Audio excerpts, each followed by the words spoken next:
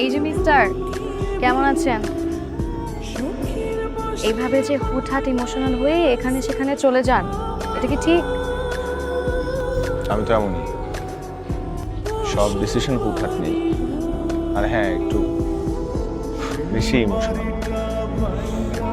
তো আপনি এখানে কি করতেছেন? আমি তো আপনাকে ডাকি নাই, ইনফ্যাক্ট আপনার কথা ভাবিও নাই। কেউ যদি মন থেকে কোনো কিছু চায় তাহলে কল্পনাও বাস্তব হয়ে যায়।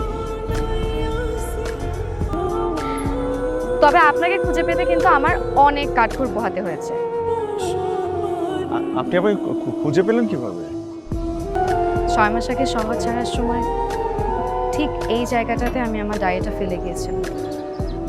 ডায়েরিতে লেখা আমার সব ইচ্ছে পূরণ হলেও একটা ইচ্ছে পূরণ হয়নি।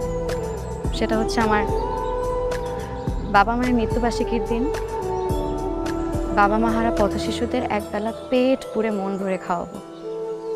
আমি জানতাম আপনি এখানেই থাকবেন, আর তাছাড়া আপনিই তো আমাকে বলেছেন যদি কোনো কিছু আমি মন থেকে চাই তাহলে আপনাকেও আমি ঠিকই খুঁজে পাবো। চাইলাম মন থেকে। এটা তো আপনার ডায়েরি, আমাকে দিচ্ছেন কেন? আমার ডায়েরিতে আপনার গল্পটা এখনো অসম্পূর্ণ রয়ে গেছে।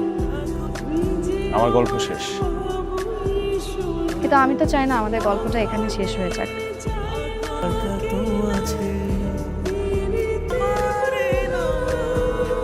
তাহলে চলুন আমাদের গল্পটা নতুন করে লেখা শুরু করি।